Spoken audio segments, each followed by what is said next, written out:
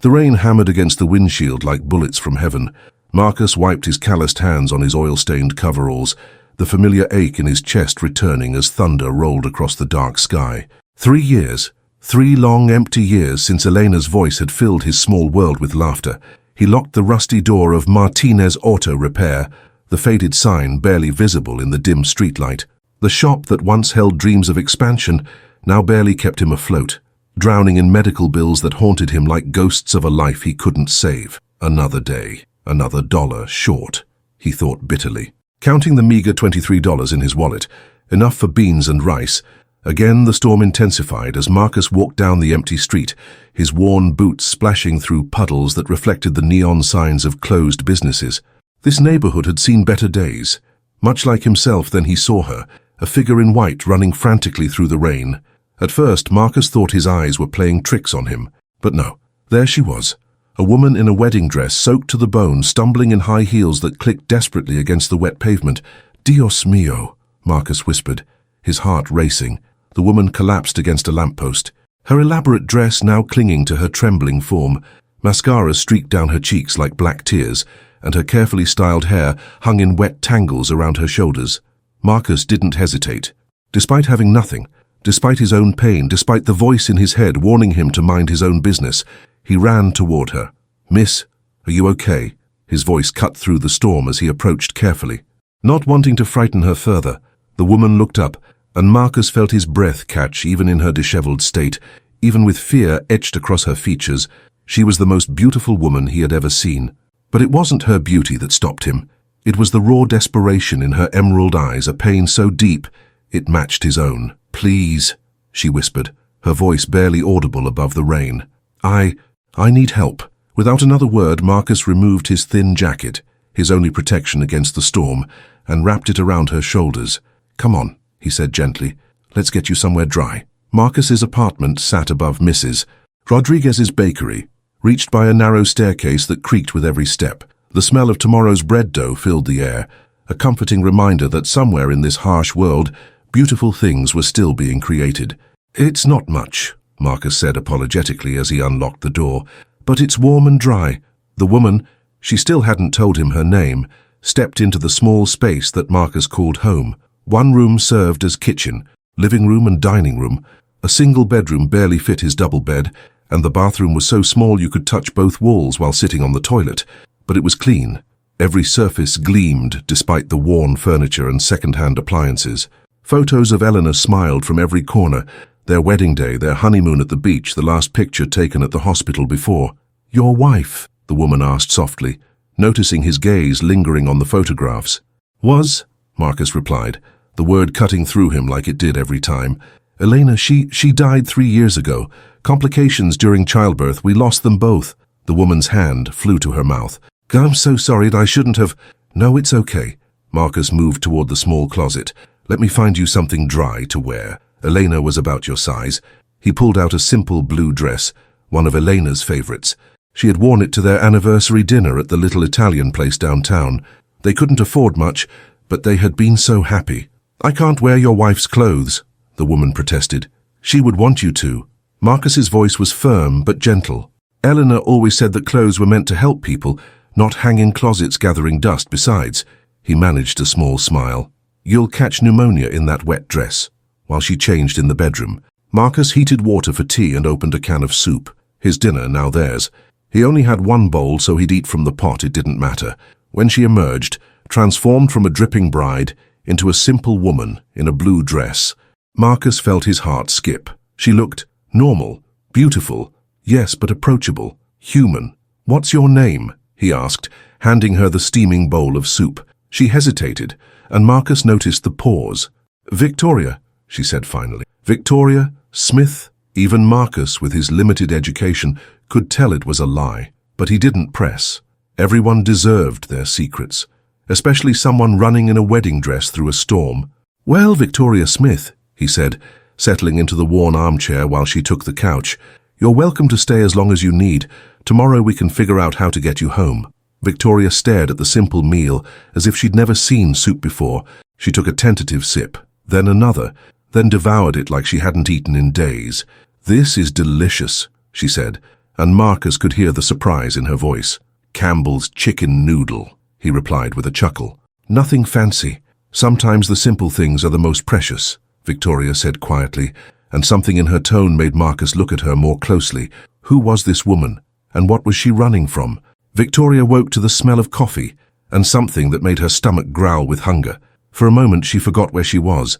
The familiar silk sheets and Egyptian cotton pillows were replaced by a thin but clean blanket, and a pillow that smelled like honest work and gentle dreams. Then it all came rushing back. The wedding, Richard's cruel laughter, her father's ultimatum, the rain, and Marcus, this kind stranger who had asked for nothing while giving everything. She found him in the kitchen, standing over the stove with his back to her. His shoulders were broad despite his lean frame, and she could see the careful way he moved, like someone who had learned to make every motion count, every resource precious. "Good morning," she said softly. Marcus turned, and his face lit up with a smile that transformed his entire appearance. "Buenos dias. I hope I didn't wake you. I tried to be quiet. What are you making? It smells incredible." "Huevos rancheros," Marcus said proudly. "My grandmother's recipe. She taught me that no matter how little you have, you can always make something that feeds the soul." Victoria watched as he plated the food with the care of a fine chef, though she suspected the eggs came from a carton and the salsa from a jar. But the love was evident in every movement. "Marcus, I need to ask you something," Victoria said as they sat down to eat. "Why did you help me? You don't know me. I could be dangerous. I could be crazy." Marcus was quiet for a long moment, stirring his coffee thoughtfully.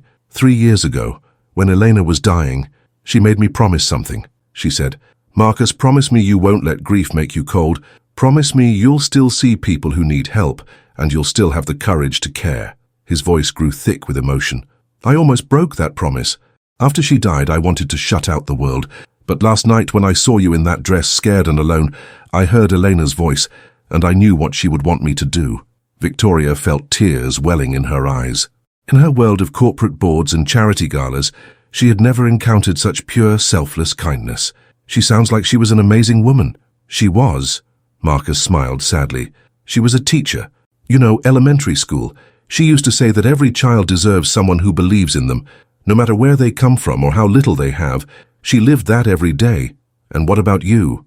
What do you deserve, Marcus?" The question seemed to catch him off guard. I don't think about that much. I just try to get through each day, pay down the medical bills, keep the shop running." "Medical bills?" Marcus's face tightened. "Elena's treatment, the experimental procedures we tried at the end, insurance didn't cover everything. I still owe about $60,000. Victoria nearly choked on her coffee. $60,000. Less than she spent on jewelry in a year. For Marcus, it was a mountain. For her, it was pocket change. "I'm sorry," she said. "That must be incredibly stressful." "It is what it is," Marcus shrugged. "Elena always said that problems are just puzzles waiting to be solved. I'll figure it out." As they finished breakfast, Victoria found herself studying this remarkable man. He had every reason to be bitter, to be selfish, to protect what little he had. Instead, he had opened his door to a stranger, shared his food, given her his late wife's clothes. In her world, people helped others for publicity, for tax breaks, for social status. Marcus helped because it was simply who he was. "Marcus," she said, as he cleared their plates, "would you mind if I stayed another day? I need time to think about what to do next." "Stay as long as you need," he replied without hesitation. "Mi casa es su casa." Victoria smiled at the Spanish phrase, but inside her heart was breaking. How was she going to tell this beautiful soul that she was one of the wealthiest people in the country? How could she explain that while he worried about $60,000 in debt, she had $60 million in her trust fund alone? And how could she ever make him understand that, despite all her money, all her privilege, all her power, she had never felt as rich as she did in this tiny apartment, eating eggs from a carton, wearing a dead woman's dress and being cared for by a man who had every reason to turn his back on the world? The next 3 days passed like a beautiful dream. Victoria never wanted to end. She and Marcus fell into an easy rhythm. He would leave for work at the auto shop each morning, and she would spend her day cleaning his small apartment, learning to cook simple meals, and thinking about her life in ways she never had before. When Marcus returned each evening, oil-stained and tired but always smiling when he saw her, they would share dinner and talk, really talk, not the superficial conversations of her old life, but deep, meaningful exchanges about dreams, fears, hopes, and loss.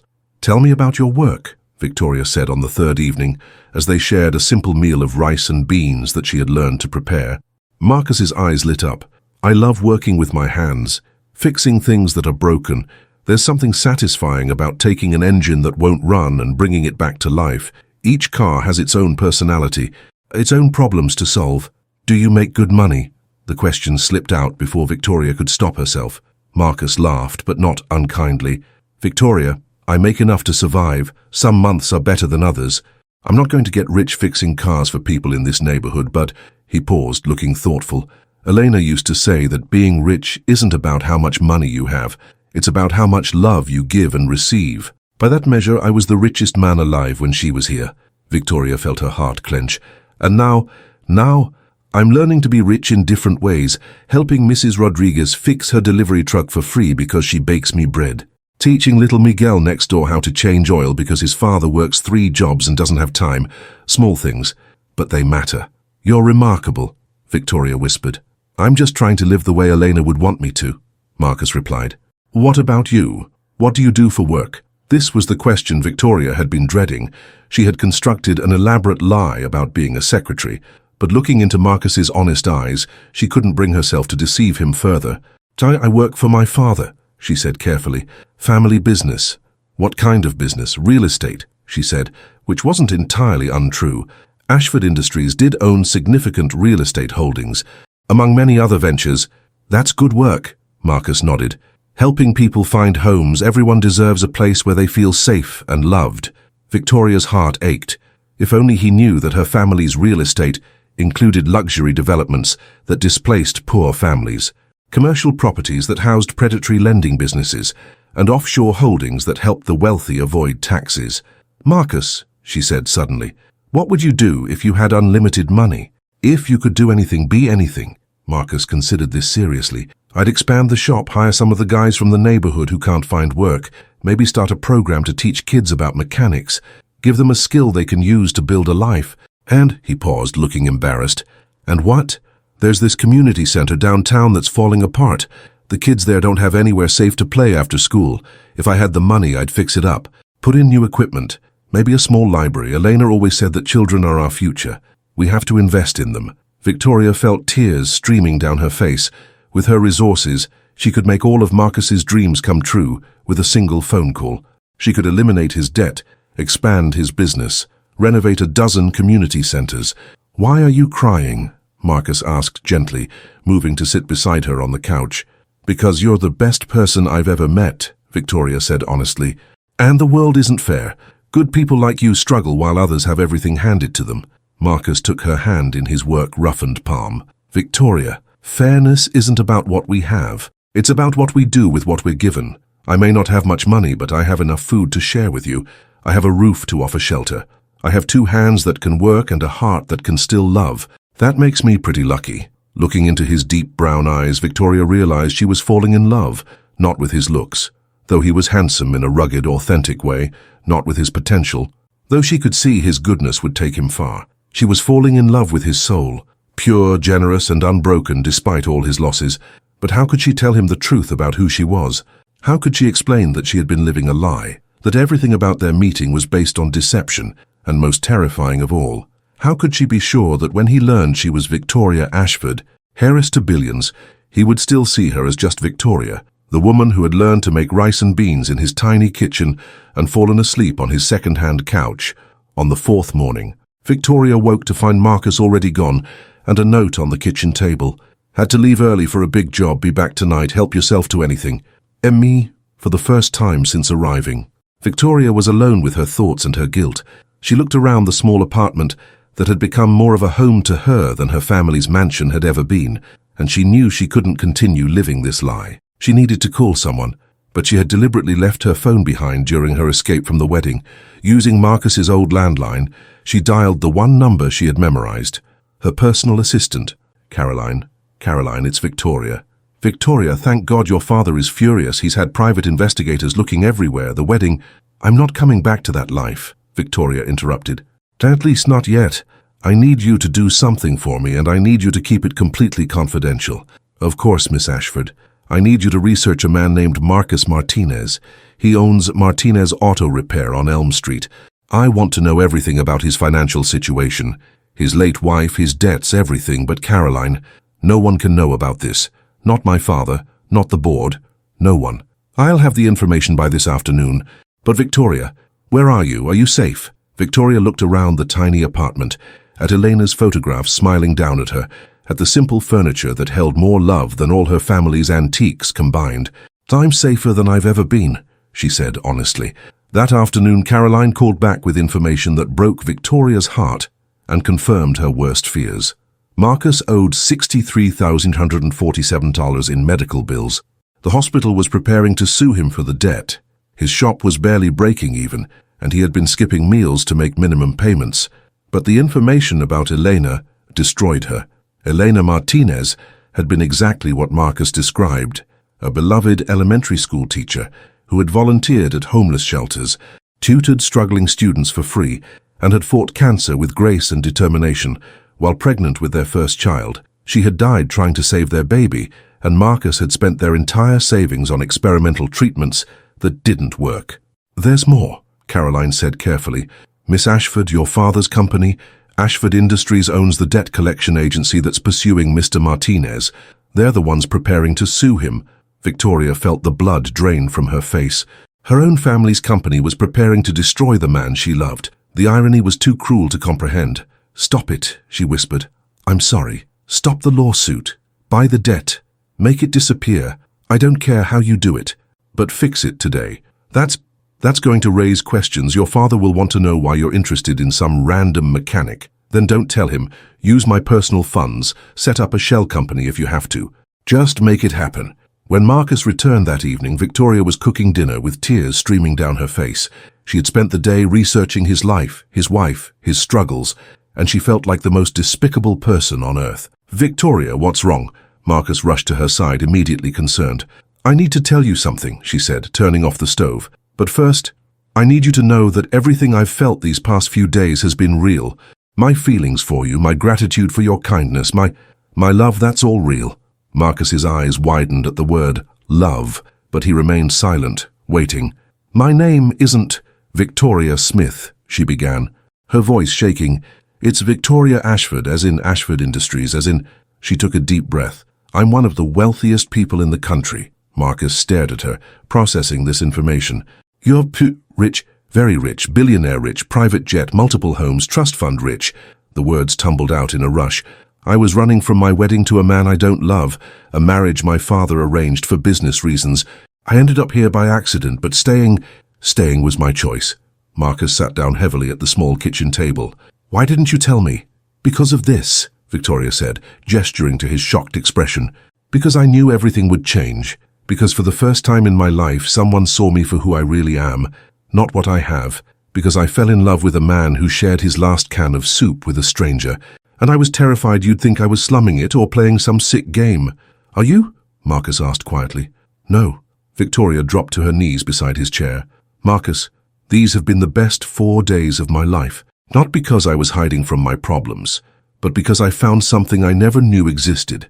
I found what it feels like to be loved for who I am, not what I can buy. I found what it means to contribute to something bigger than myself. I found home. Marcus was quiet for a long time, staring at his hands. Finally, he looked up at her. The medical bills, he said slowly. You could pay them off like buying a cup of coffee. Victoria nodded, tears flowing freely. I already did this afternoon. The lawsuit's been dropped.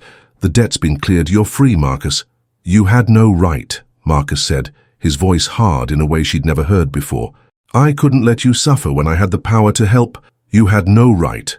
Marcus stood up abruptly, pacing the small space.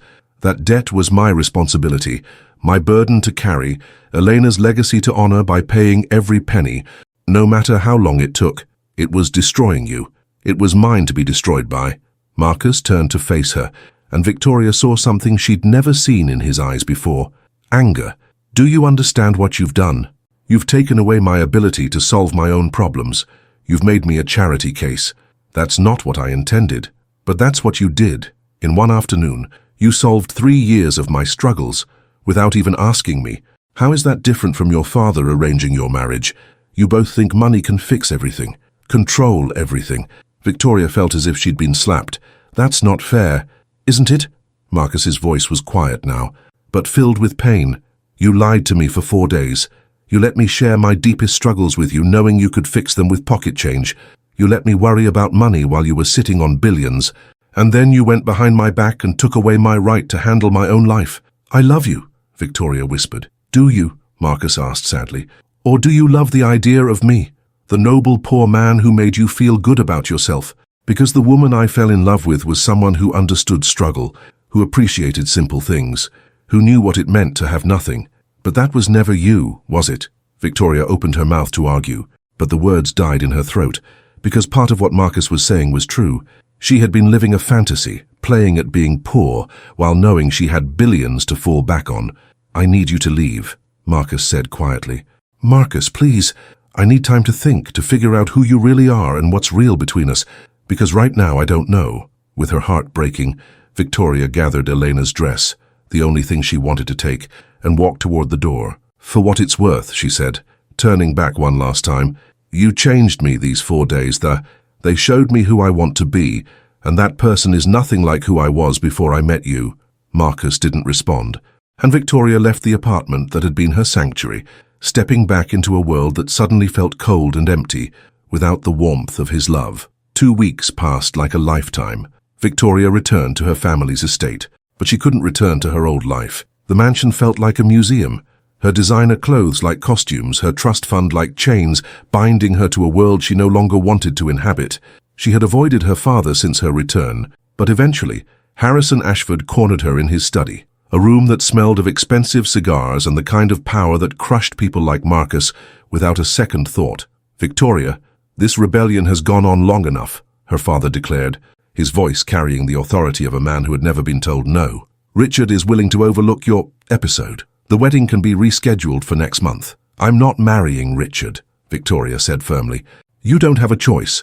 Our company needs this merger, and Richard's family has made it clear that the marriage is part of the deal. Then find another way to save the company. Harrison's eyes narrowed. There is no other way. We're leveraged beyond our means, Victoria. This merger is the only thing standing between us and bankruptcy. Victoria felt a bitter laugh escape her lips. Bankruptcy? Father, I've seen real poverty. A man worried about buying food, losing his home, paying medical bills. What you're calling bankruptcy is just having fewer billions than you'd like. Where is this coming from? Harrison demanded. What happened during your little disappearance? Before Victoria could answer, her father's assistant knocked and entered. Mr. Ashford, you asked me to investigate any unusual financial transactions. There's been some activity in Miss Victoria's personal accounts. Victoria's blood ran cold as her father reviewed the paperwork, his face growing darker with each page. You paid off some mechanic's medical bills. Harrison's voice was dangerously quiet. $63,000 to clear the debt of a Marcus Martinez. It was my money. Nothing is your money until you turn 30, Victoria. Everything you have access to comes with conditions. And one of those conditions is not embarrassing this family by playing Lady Bountiful to random strangers. Harrison pressed a button on his desk, and within moments, 2 men in expensive suits entered the study. I want a complete investigation into this Marcus Martinez, Harrison ordered. Financial records, personal history, criminal background, everything. And I want to know exactly what my daughter's relationship with him is. Father, don't you dare. You've left me no choice, Victoria. If you won't behave rationally, I'll have to protect you from your own foolishness. Victoria stood up, her hands shaking with rage. You don't know what foolishness is. Foolishness is thinking that money can buy love, respect, or happiness. Foolishness is arranging your daughter's marriage like a business transaction. Foolishness is missing the fact that the man you're investigating is worth more than our entire family. Not because of his bank account, but because of his character. Enough! Harrison slammed his hand on the desk. You will marry Richard, you will secure this merger, and you will stop this ridiculous infatuation with some grease monkey. That's final. No, Victoria said quietly. It's not. She walked to the door, then turned back to face her father. You want to investigate Marcus. Here's what you'll find. He's a man who shared his last meal with a stranger. He's someone who works 18-hour days to pay debts he couldn't avoid. He's a person who still loves his dead wife so much that he gives her clothes to someone in need. He's everything you'll never be. Father, he's good. And what are you going to do? Run back to your little love nest and play house? You think he wants you now that he knows who you really are? Victoria felt the words hit their mark. But she stood straighter. I don't know, but I'm going to find out. And if he doesn't want me, I'll spend the rest of my life trying to become someone worthy of the love he showed me. She left her father's study and went straight to her room, where she packed a single suitcase with simple clothes. Jeans, t-shirts, sneakers. She left behind her jewelry, her designer gowns, her credit cards linked to family accounts. She did keep one thing, a cashier's check she had prepared days ago, not for Marcus. She understood now that he would never accept her money directly, but there were other ways to help, ways that honored his pride while still using her resources for good. As she drove away from the estate in her modest Honda, the least expensive car in the family's collection, Victoria felt lighter than she had in years. She was going back to Marcus, not as the heiress Victoria Ashford, but as the woman she had discovered herself to be in his tiny apartment. She just prayed it wasn't too late. Marcus stood in his shop, mechanically rebuilding an engine while his heart remained broken.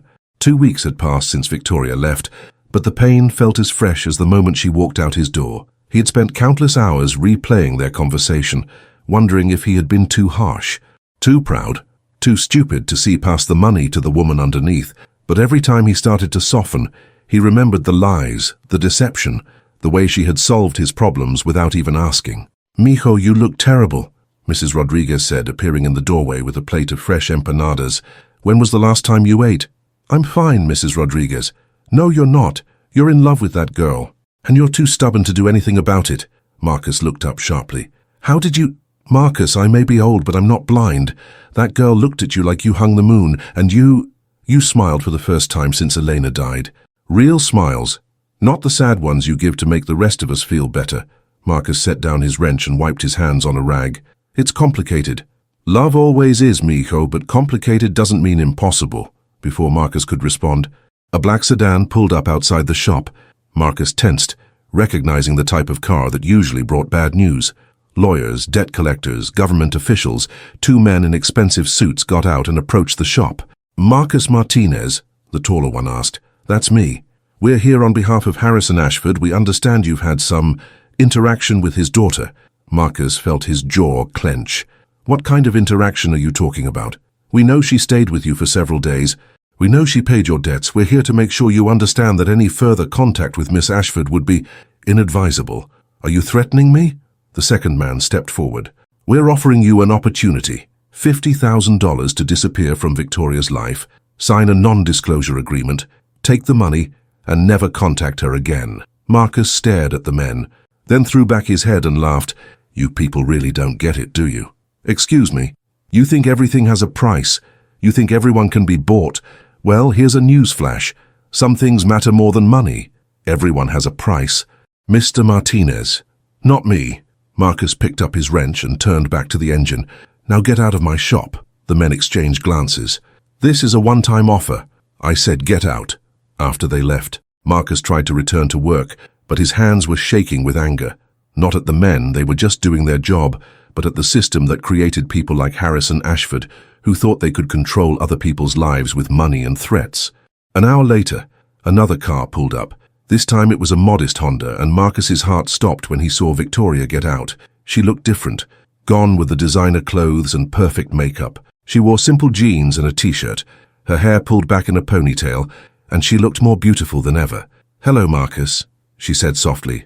"Victoria." He didn't move from where he stood behind the engine. "Your father's men were just here. I figured they would be, I'm sorry.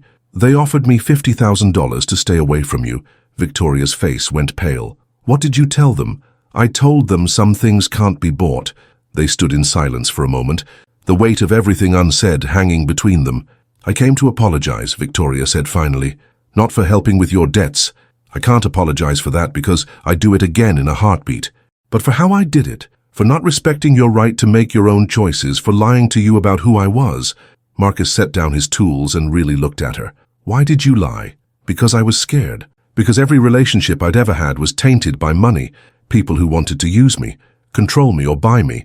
When you looked at me that first night, you saw someone who needed help, not a business opportunity or a social connection, just someone who needed kindness. I hadn't experienced that since I was a child. And the debt." Victoria took a deep breath. "I couldn't stand knowing you were suffering when I had the power to help. But you're right. I should have asked. I should have respected your autonomy. I was so focused on solving the problem that I forgot the most important thing Elena taught you, that people have the right to face their own challenges with dignity. Marcus felt his resolve wavering. Victoria, I'm not asking you to forgive me, she continued.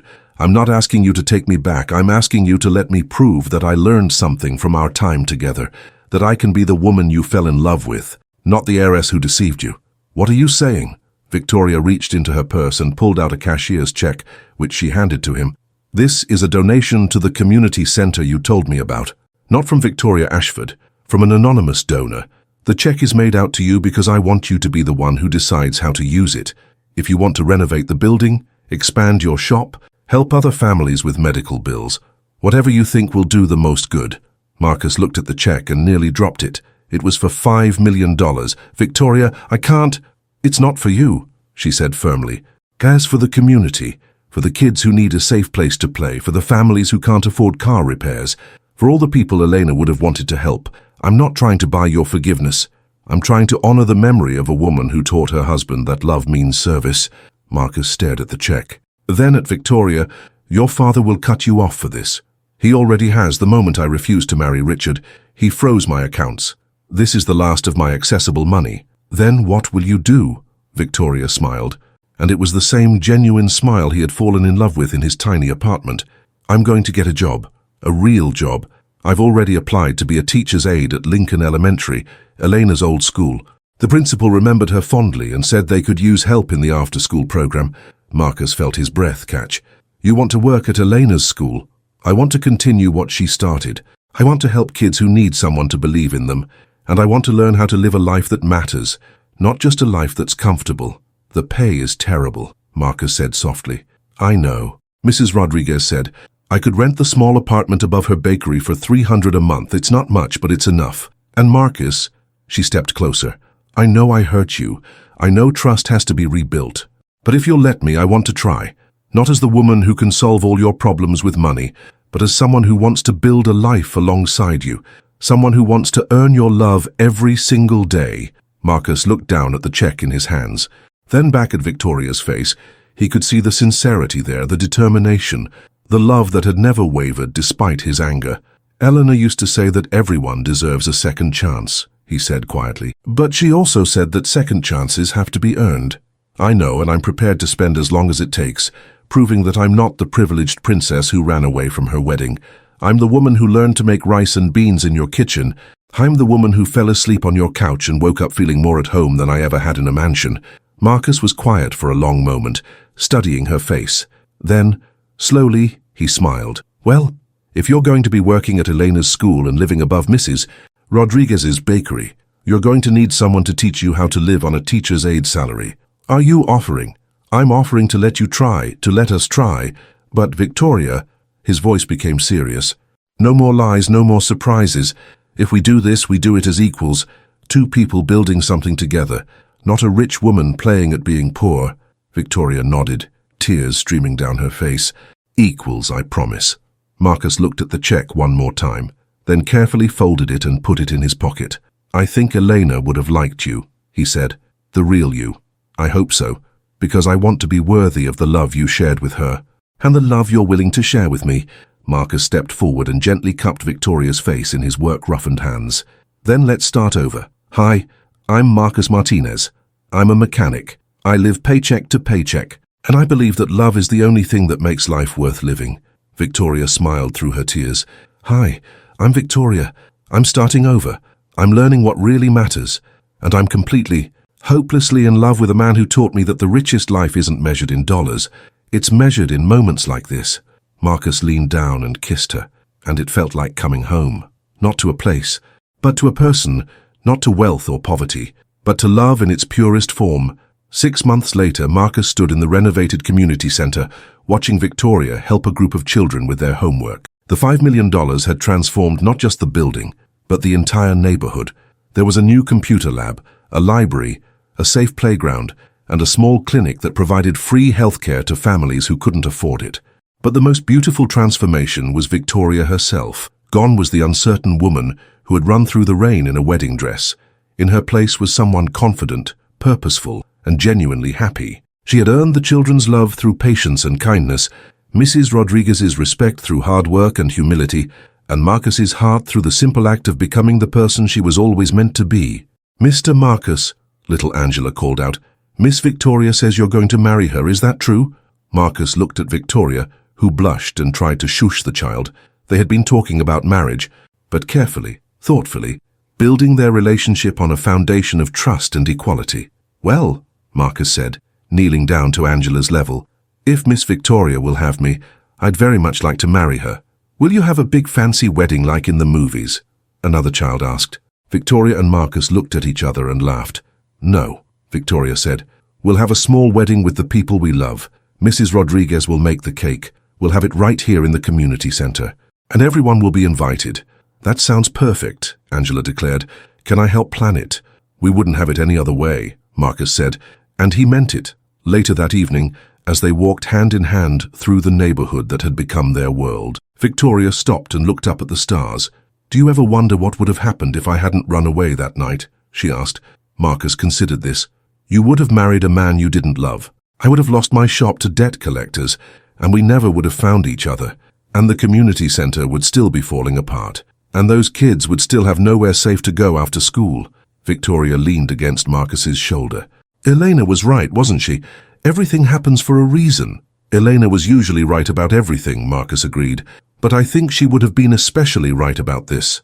Love isn't about what you have or where you come from. It's about who you become when you find the right person to grow with." As they reached their building, Marcus had moved into the apartment next to Victoria's above the bakery. Victoria turned to face the man who had saved her in every way a person can be saved. "I love you, Marcus Martinez," she said. "Not because you rescued me from the rain, but because you showed me who I could be." "And I love you, Victoria," Marcus replied, "not despite your past, but because of the courage it took to leave it behind." They climbed the stairs together, to their simple apartments filled with second-hand furniture and first-hand love, knowing that they had found something worth more than all the money in the world. They had found home in each other, and sometimes late at night when the bakery was quiet and the neighborhood was asleep, Marcus could swear he felt Elena's presence, smiling down at them, pleased that her husband had learned the most important lesson of all. That love, true love, isn't about what you can buy or what you can give. It's about what you're willing to become for the person who holds your heart.